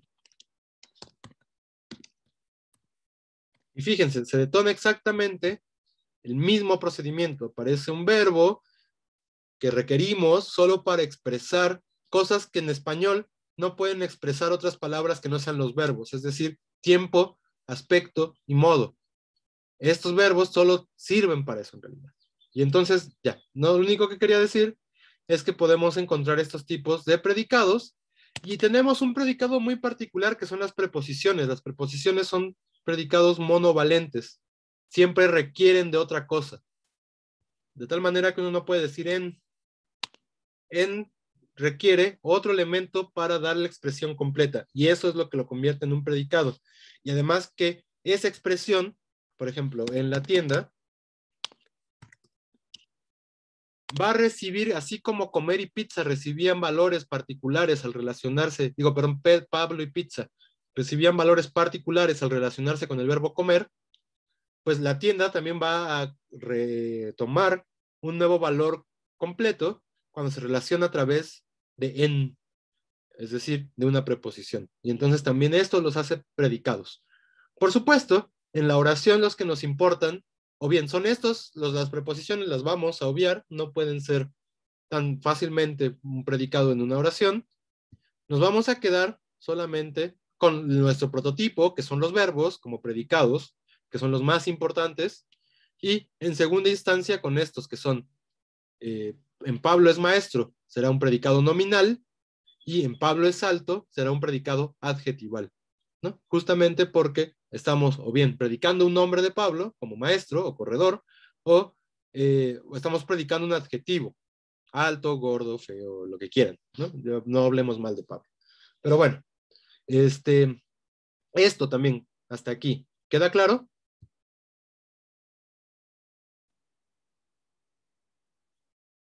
Sí. Sí. Sí, todo bien. Ok. Entonces, ojalá logremos en la media hora que nos falte terminar lo que teníamos que ver. Habíamos dicho, bueno, había dicho yo, que oración en términos sintácticos se define a través de un sintagma nominal y un sintagma verbal, en donde, bueno, decía que generalmente, no siempre, pero generalmente es un sintagma nominal que recibe la función de sujeto y un sintagma verbal que recibe la función no de predicado como lo estamos viendo aquí semánticamente, sino de predicado sintáctico, aunque en realidad sí hay una relación entre una y otra definición, ahora la vamos a ver. Y esto presupone, entonces, que toda oración, toda oración, en términos sintácticos, tiene un sujeto. Por lo tanto, pues tenemos que ver qué diablos es un sujeto, ¿no? ¿Qué es un sujeto? ¿Qué categorías, qué definiciones tienen ustedes de sujeto?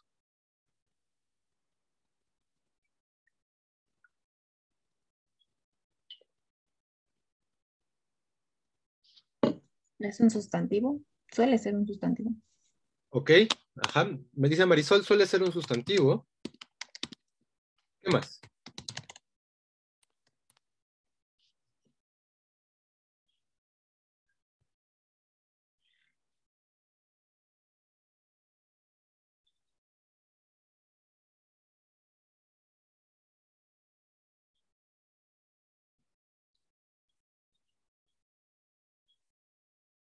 Bueno, no importa. Entonces, quedémonos con lo que propone Marisol. Y llevémoslo más bien a una consecuencia, pues creo que podemos extraer de lo que hemos estado viendo hasta ahora. Decíamos que un sustantivo, en realidad lo que tiene es una proyección hacia un sintagma. De tal manera que entonces justamente no es que categorialmente, ¿no? Esto sería en términos de categoría, el sujeto, efectivamente, bueno, no es un sustantivo, es un paso más allá del sustantivo, es un sintagma nominal. Y decía, bueno, también puede ser una oración. Fuera de eso, cualquier otro tipo de sintagma queda excluido de la posibilidad de ser sujeto. Esto que entra en problemas a veces con el español, porque sí podemos decir entre el perro y el gato se acabaron la comida. Bueno, pero entre el perro y el gato no vamos a, ese entre no es una preposición, será otra cosa. No sé, ahorita por ahora no nos meteremos en esos conflictos, solo diremos que, pues, en términos categoriales, un sujeto siempre va a tener esta clasificación. O es un sintagma nominal o es una oración. Ni un adjetivo o un sintagma adjetival, ni un sintagma prepositivo, ni un sintagma adverbial pueden desempeñar la función de sujeto. Eso es una máxima que vamos a reconocer en esta clase. Y entonces, bueno, esto será categorialmente. Algo que no dijimos es que, ante todo, el sujeto es una función. Y es una función, no cualquier función, es una función sintáctica.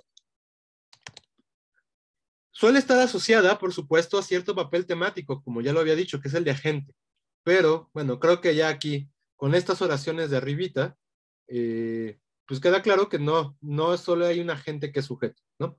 También suele estar asociado a un determinado grupo o una determinada función pragmática, que más bien, que es la de tema, es decir, de lo que estoy hablando. Pero no todo tema es necesariamente un sujeto. O sea, también ahí vamos a encontrar disparidades. No importa, lo que podemos decir en última instancia es que efectivamente es una función sintáctica, lo que nos lleva a decir, sobre todo, que no es una entidad. De este hecho de que no sea una entidad, es que justamente obtenemos esta definición categorial, es decir, estamos hablando de un tipo de sintagma, no de un elemento del cual podemos entrar en reconocimiento del mundo. Y lo que, insisto, es la mejor definición en términos estructurales de sujeto, es que no solo es cualquier sintagma nominal dentro de la construcción oracional, es el sintagma nominal que va a detonar la concordancia de número y persona de la palabra verbal. Es decir, tiene una relevancia muy particular para indicarnos quién es el elemento que, digamos, el verbo retoma como la parte más importante de las cosas con las que se relaciona. Y en realidad eso tiene que ver con que, digamos, el verbo va a entrar, lo veremos la próxima sesión, en relación con otros sintagmas nominales. Pero estos sintagmas nominales, el verbo los domina. Son sujeto directo, sujeto indirecto, incluso sus complementos circunstanciales, sean nominales o no. Pero al sujeto no lo puede dominar. El sujeto está exterior al sintagma verbal. Y justamente esto es lo que nos permite observar que para que el sujeto pueda decir esto es lo que se está diciendo de mí, en ese sentido como un predicado, como aprendimos predicado en la primaria, necesita establecer una manera de dominarlo. Y ya habíamos visto que, por ejemplo, los sustantivos, la manera en que dominan a los demás elementos con los que se relacionan puede ser la concordancia. Pues bueno, justo, el sintagma nominal sujeto va a también requerir concordancia con este otro elemento al que está dominando, con el que entra una relación de cierta dominancia particular. Y eso va a ser a través de la concordancia, solo que es una concordancia distinta. No es la concordancia de número como la que vemos en el sustantivo. O sea, sí es también de número, pero tiene una morfología particular, ¿no? Y es la morfología que solo va en los verbos. Como veíamos con el gíglico, por ejemplo, la N, bueno, la N, que indica plural en un montón de lados del verbo, ¿no? Comen, comían, comerán, ¿no? Esa N constante y regularmente indica tercera persona del plural. Bueno, y además es la indicación de sujeto, ¿no? Digamos, hay una relación entre estos dos procesos. Y entonces también esto es parte de nuestra definición. Un sujeto es una función sintáctica que está expresada a través de un sintagma nominal y que detona la concordancia de persona y número en el verbo. Perdón. Y en tanto que estamos hablando del código, estas van a ser nuestras definiciones, o esta va a ser nuestra definición de sujeto. Es un sintagma nominal que detona la concordancia de número y persona en la palabra verbal. No nos importa cuál es su papel temático, ¿no? Eso es lo que es más importante reconocer ahora. No nos importa si es un agente, si es un paciente, si es un experimentante, si es lo que sea. Mientras detonen la concordancia en la palabra verbal y sea un sintagma nominal o una oración, ese va a ser nuestro sujeto. Hasta aquí. ¿Queda claro la definición de sujeto que vamos a emplear? Sí. Una cosa que finalmente nos lleva también a hablar de sujeto en español es que para ciertas palabras, es decir, los pronombres personales, va a recibir además una cosa que ya solo existe en los pronombres personales, pero que viene heredada del latín, porque el latín lo expresaba en absolutamente todas las categorías nominales, que es la marca de caso. La marca el caso es una manera morfológica de indicar cuál es la función sintáctica de una palabra. Y entonces, bueno, lenguas como el alemán, ¿alguien estudia alemán acá? Marisol, ¿tú estudias alemán? Ah, bueno, ya salieron más personas que estudian alemán. Muy bien, que ustedes entonces recordarán que en alemán, pues justamente tenemos casos morfológicos que se marcan en los artículos, ¿no? Tenemos ahí die, dem, den, etcétera, etcétera, que tiene que ver según qué función sintáctica está desempeñando el elemento al que acompañan, ¿no? Si es un objeto directo, tendrá una forma particular que llamamos, bueno, en alemán, si no mal recuerdo, es acusativ, en español llamamos acusativo, ¿no? Si es el objeto indirecto, será, supongo, dativ en alemán, en español se llama dativo. Si es el sujeto, nominativ, en español, nominativo, ¿no? Justamente esta declinación, estas particularidades que van a tener los sustantivos o los artículos en alemán, solo existen en español en los pronombres personales. De tal manera que para los pronombres personales, además, vamos a encontrar expresión de caso en nominativo, que es el que corresponde a los sujetos, cuando es sujeto, ¿no? Y entonces pensemos, por ejemplo, yo lo miré, donde yo es el sujeto, versus él me miró. Claramente aquí yo es el elemento que nos está diciendo, la primera persona del singular es el sujeto de la oración, y entonces la forma de nominativo de la primera persona del singular va a ser yo. Mientras que si yo soy el objeto, el pronombre cobra otra forma, me. Y esta es la forma, en realidad aquí hay un problema con el español, pero podemos decir básicamente que es la forma de acusativo del pronombre de primera persona de singular. Y entonces justamente estas diferencias son las diferencias que podemos llamar declinación o marcas de caso presentes en los pronombres. En español solo están ahí. Insisto, en latín había una declinación mucho más rica, como en alemán, ¿no? En español, digamos, pues hubo cambios que quitaron el sistema de casos, pero lo mantuvieron en esta parte específica del léxico, en los pronombres personales. De tal manera que lo que sí es segurísimo, ningún hablante de español diría, bueno, eso probablemente lo dirían, pero con otro sentido. Pero, por ejemplo, me acabo de ver esto es agramatical. Justamente porque me no puede ser sujeto. Y aquí claramente lo que quiero decir es que el sujeto es la primera persona del singular, lo sabemos por la flexión. Y entonces justamente esto va a ser otra característica del sujeto gramatical. Si es un pronombre, recibe la marca de caso nominativa. Es decir, nominativo es lo mismo que decir la forma que cobran estas cosas cuando son sujetos, la forma morfológica que van a tener. Y ahora sí, ya, esto nos resuelve nuestra descripción del sujeto en términos gramaticales. Hasta aquí. ¿Hay alguna duda?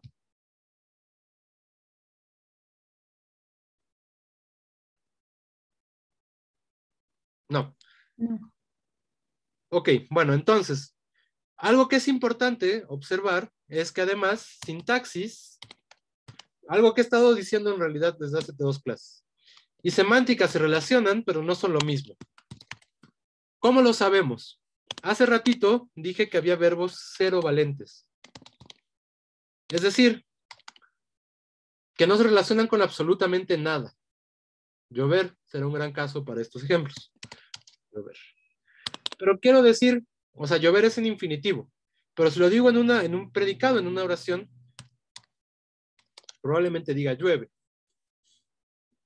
Pregunta, ¿tiene sujeto la expresión llueve?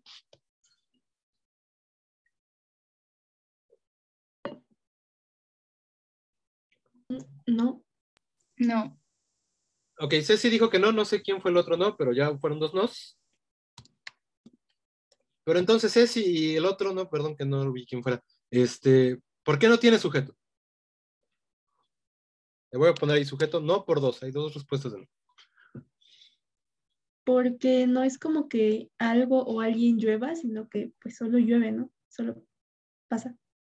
Ok, entonces, un argumento para decir que no es digamos, porque no hay quien llueva, ¿no? Y eso, aunque parece ejemplo de, bueno, como nota gramatical, tiene forma medio poética, ¿no? No hay quien llueva. Bueno, no importa. Entonces dice así, porque no hay alguien que llueva. ¿Qué otro argumento podrían dar para decir que no hay sujeto ahí? O bueno, si alguien cree que sí hay sujeto, también díganos.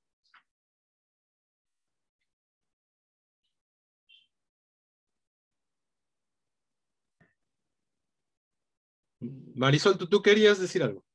Sí, es que me quedé pensando, pero bueno, podría ser porque el llueve se entiende tal cual, o sea, no necesitamos como en otros, o sea, por ejemplo, si decimos Juan, pues Juan no, pero para que sea sujeto, pues ya diríamos, no sé, Juan fue al cine. Y así llueve se entiende sin nada, o sea, ya todos sabemos qué es llover y qué es lo que pasa cuando decimos que llueve, ¿no? Ok. Fíjense otra vez, regresaré a nuestra definición de sujeto para decirles nuevamente que sujeto no es una entidad, sino un sintagma. Es una cosa de la sintaxis. Entonces, digamos, efectivamente lo que se está reconociendo es que no hay una entidad que pueda hacer la acción de llover. Y en ese sentido, bueno, es que llover es un predicado cero valente. Y efectivamente lo que apunta Ceci, pues, y lo que apunta Marisol, es verdad, no identificamos un elemento externo, no tiene un argumento para decir que llueva. Pero, y si yo les pregunto, ¿en qué persona está llover?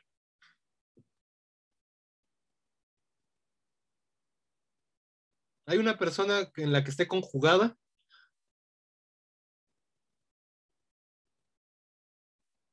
Tercera persona. Exacto, ¿no? Llover está en la tercera persona del singular. Salvador. Bueno, esto me recuerda como el inglés de It Rains, de que realmente, bueno, no sé si se llama como el sujeto doing o algo así se llama, que, o sea, sí es un sujeto y sí tiene sujeto, pero realmente no tiene o no aporta un valor como tal, que nada más está como que ahí para rellenar, por decirlo así.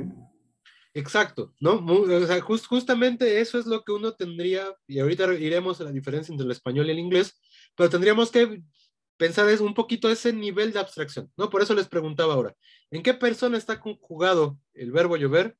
Y entonces claramente sale que está en la tercera persona del singular. Y entonces, si decimos que el elemento que es sujeto detona la concordancia con el verbo, entonces, ¿qué podríamos decir de llover habiendo hecho la observación de que está en tercera persona del singular? ¿Hay o no hay sujeto sintáctico? ¿Siguen manteniendo la misma postura?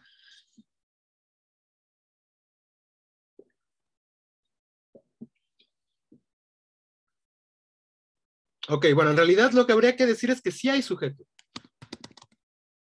Fíjense otra vez, esto es una desconexión clara entre la semántica, en donde no hay un argumento, y la sintaxis, porque no hay un verbo en español, y en realidad en las lenguas del mundo, que pueda ser expresado en sus formas no personales. Es decir, si digo llover, no estoy dando una oración.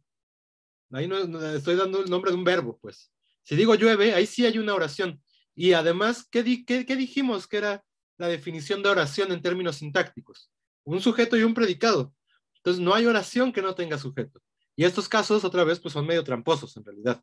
Porque efectivamente, no hay un elemento que pueda denotarse como el que llueve, pero, pues en dando que es una oración y una oración en términos sintácticos requiere de sujeto, pues sí, claramente estos, por lo menos en términos de la estructura, requieren un sujeto. Y es lo que decía Salvador. Hay dos maneras de llamarles a estos sujetos. Efectivamente, una corriente gramatical les llama domis, y la verdad es que es un nombre bonito porque pues si uno se imagina ahí como esos muñecos de los accidentes de coches que están ahí nada más para ver qué pasa, pues bueno, justamente estos están nada más porque se requieren, pero no tienen contenido de absolutamente nada, ¿no? No hay una referencia, no hay un elemento que uno pueda reconocer, simplemente están porque la estructura sintáctica los requiere. Y entonces, bueno, una manera de llamarlos es domi, y hay una manera un poco más, digamos, fifí de llamarles, que va a ser expletivo. Cuando digo fifí es más bien porque pues es la tradición gramatical les ha llamado así. ¿Qué significa esto? Son elementos que requiere la construcción sintáctica para hacer una oración, pero otra vez que no tienen ninguna referencia clara. Y por supuesto, el inglés requiere la presencia de estos elementos. It rains, diríamos en inglés. Fíjense cómo incluso en inglés está conjugado en la tercera persona del singular, con todo y que la única conjugación que existe en inglés es esa. Pero el inglés y el francés, por ejemplo, o incluso el alemán es regnet. Sí es así, ¿verdad? Los que estudian alemán, llueve si es regnet o algo así. ¿No? Marisol. La verdad, no sé. Ok, espero que alguien lo haya. Apenas vamos empezando. Ok, Ajá, bueno, justo eso. quien les dé alemán, a él le preguntan si se dice regnet. Según yo sí, pero bueno. ¿Cuál sea el verbo? Pero el pronombre y la conjugación sí están bien.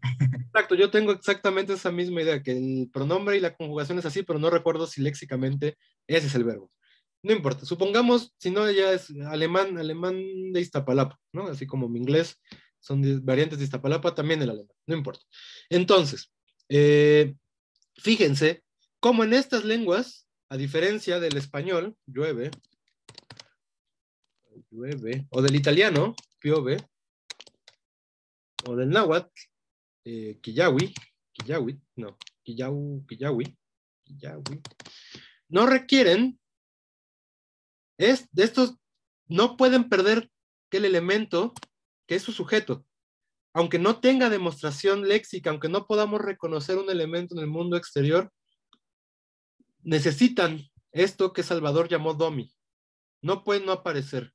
Y esto en realidad clasifica, distingue a estas lenguas de estas lenguas de acá. Estas serán lenguas, no, les llamaremos lenguas no prodrop.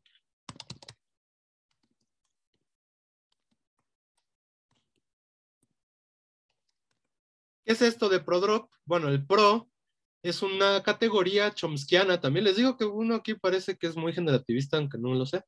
Pero bueno, el pro es una cosa, una marca gramatical, que los sujetos que no aparecen dejan. ¿Y dónde la dejan? Por lo menos en español, en la flexión verbal. Y entonces no requerimos que estén. Uno sabe cuando estamos diciendo cosas como Juan comió y bebió y durmió. Y entonces no importa, sabemos que estamos hablando de Juan y lo sabemos porque lo identificamos aquí, en la marca gramatical que deja la persona en el verbo. Lo mismo puedo decir como, no necesito decir que soy yo, no necesito un elemento gramatical ahí para decir que soy yo. Y ese hueco que está ahí es un pro, o al menos así lo llamaba Chomsky. Y entonces las lenguas que pueden tirar o que no requieren que haya un elemento formal que ocurre ahí, pues son lenguas pro-drop. Ese drop pues viene de tirarlo, ¿no? De que no aparezca, etc. Y entonces el español, el italiano, el portugués, bueno, muchas lenguas romances en realidad, con excepción del francés, que es una lengua romance rara, son pro-drop, pueden tirar su sujeto y no importa que no esté. En cambio, estas de acá, fíjense, las germánicas son lenguas que no lo permiten, ¿no? Y el francés, por su influencia germánica, justo no permite hacer esto. No puedo decir simplemente rain, sopló o regnet, sino que necesito un elemento acá. Pero pasa igual si lo digo de la primera persona. No puedo decir, por ejemplo, en francés, ¿no? Necesito decir que soy yo, no puede no aparecer el pronombre. Y entonces, bueno, eso será jem, ¿no? Justamente como pasa en la primera persona, en estos elementos que no tienen ni siquiera referencia, también requiere de esta forma que llamábamos domi. Y claro, lo que nos demuestran estas lenguas en particular es que incluso en términos sintácticos, estos verbos serovalentes, que no tienen ningún argumento, requieren un elemento que funcione como sujeto sintáctico. Y otra vez, esto lo que nos demuestra es que no hay una relación uno a uno entre sintaxis y semántica, sino que ahí va a haber requerimientos sintácticos que no van a estar completados por la semántica y que entonces la sintaxis va a ver cómo resuelve. En las lenguas no pro-drop lo hace a través de un dummy, en las lenguas pro-drop lo hace a través de la conjugación. En todos los casos lo que nos está diciendo es que en español el sujeto sintáctico no aparece expresado porque no hay un argumento para llenar de contenido ese sujeto, pero sí tenemos un cero que nos está diciendo que es la tercera persona del singular. Y entonces de ahí la conjugación. Y por lo tanto, en realidad, incluso estos verbos cero valentes van a tener un sujeto. Pero otra vez, es un sujeto sintáctico, porque el sujeto es una categoría de la sintaxis, no es una categoría de la semántica. Y entonces, bueno, digamos, esto va a ser pues la primera parte de lo que conforma una oración. Digamos, el elemento que funciona como sujeto. La segunda parte que conforma la oración es un sintagma verbal que funciona como predicado. Y justamente a través también de las particularidades sintácticas que van a mostrar estos predicados, es que los vamos a clasificar y van a tener un número de elementos que se desempeñan al interior en ciertas funciones sintácticas. ¿Cuáles son esas funciones sintácticas? Objeto directo, objeto indirecto y complementos circunstanciales. Y bueno, y una cosa rara que ya vamos a llamar complemento de régimen prepositivo, que es una cosa ahí intermedia entre un objeto directo y pues llamemos un circunstancial, ¿no? Entonces justamente a eso les vamos a dedicar pues básicamente el resto del semestre, ¿no? Entonces no sé si hasta aquí, por lo menos con la categoría de sujeto y oración a grandes rasgos, hay alguna duda.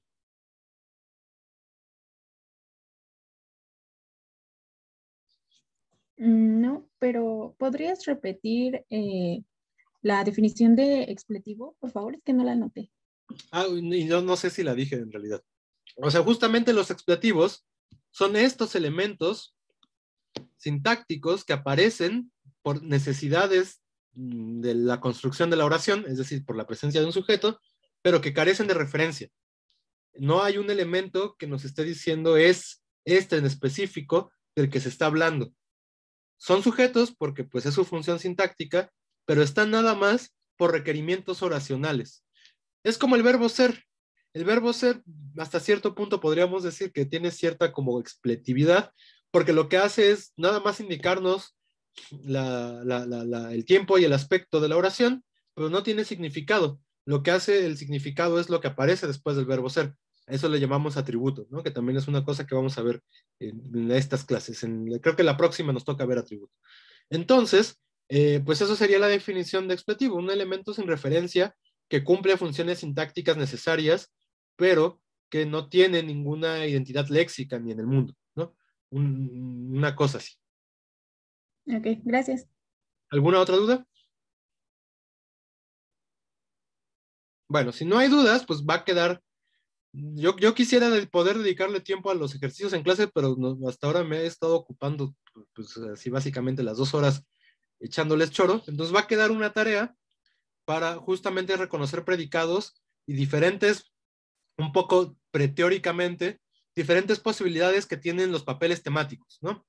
Entonces, bueno, ya saben, esto lo iremos revisando la próxima semana, hagan la tarea y la que sí vamos a revisar la próxima clase es la tarea que quedó el jueves, ¿no? Que, insisto, más o menos hay una semana para entregar cada tarea. Entonces, no sé si hasta aquí, con eso que es una cosa más burocrática, haya también alguna duda.